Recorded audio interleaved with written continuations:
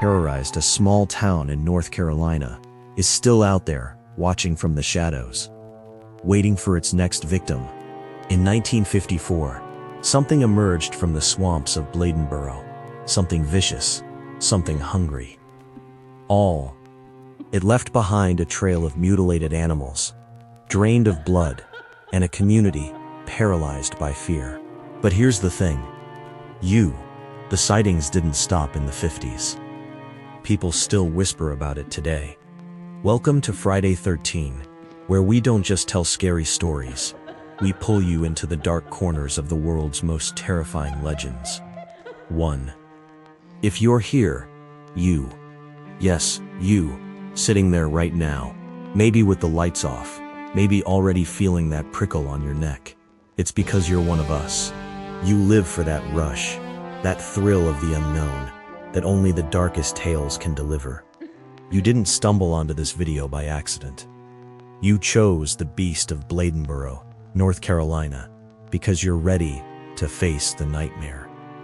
And I'm here for you, promising a story so chilling, so rooted in real fear, that you'll be checking over your shoulder long after we're done. This is your video. Crafted for horror lovers like you, who crave suspense, who thrive on the edge of terror.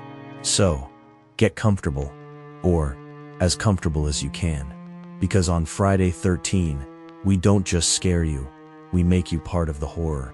Let's step into the swamps together, and see what's waiting. Let's start right there, with that question burning in your mind. Is the Beast of Bladenboro still out there? Is it watching, even now, from the shadows of those pine forests? Hold that thought, because we're about to meet someone who came face to face with it, and lived to tell the tale.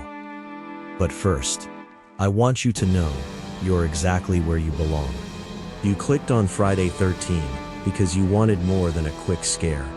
You wanted a tale that grips you, pulls you in, and doesn't let go. That's what I'm giving you today. A deep dive into North Carolina's most terrifying legend, packed with the suspense and thrills you live for.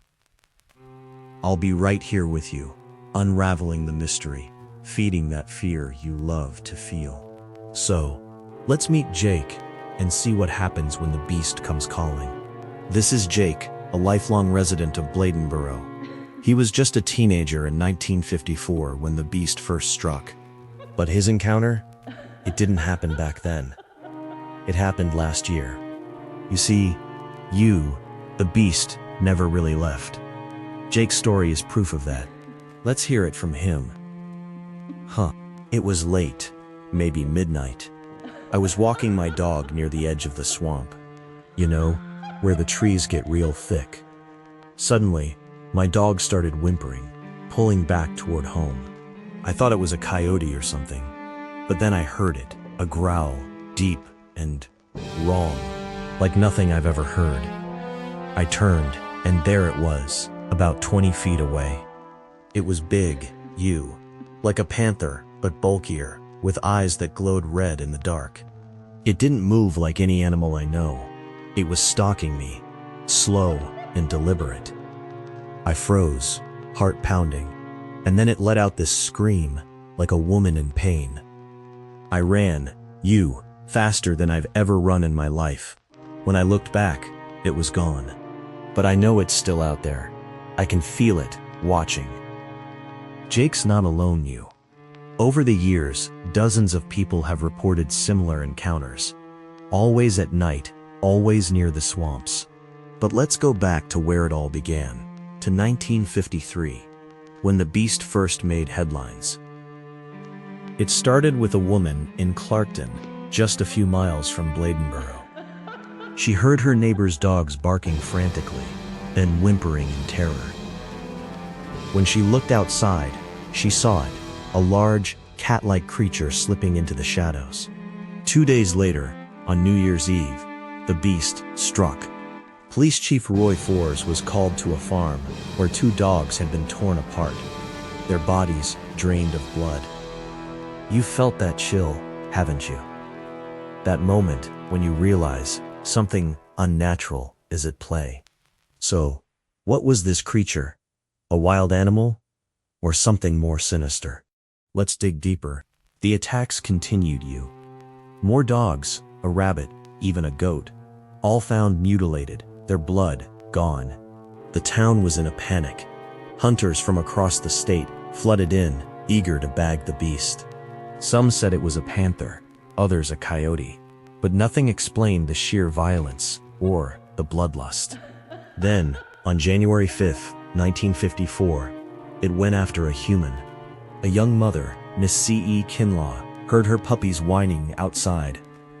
When she stepped onto her porch, the beast charged her, only backing off when her husband rushed out with a shotgun.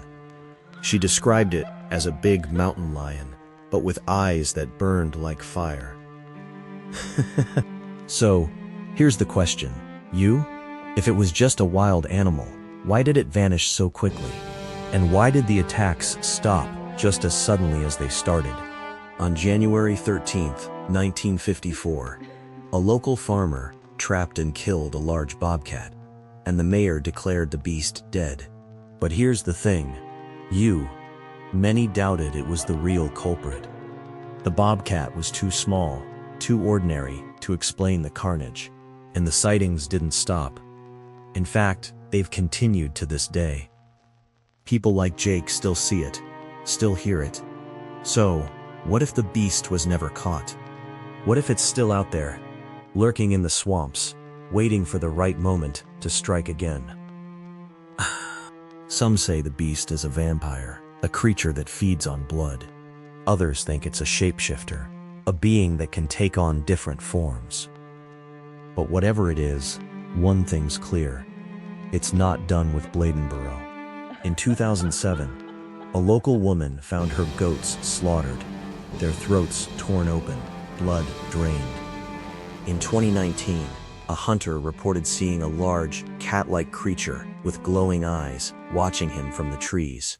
And just last month, a family camping near the swamp heard that same scream Jake described, a sound that made their blood run cold.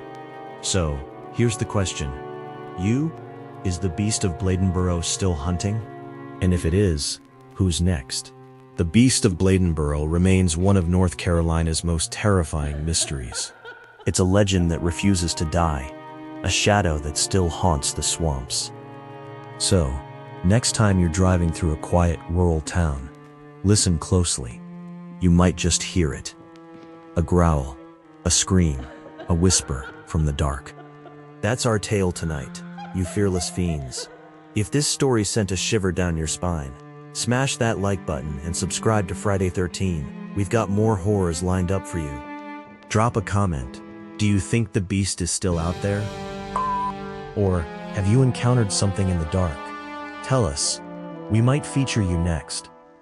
Stay sharp, and maybe avoid those North Carolina backroads after dark. This is Friday 13, signing off. However, the shadows never sleep.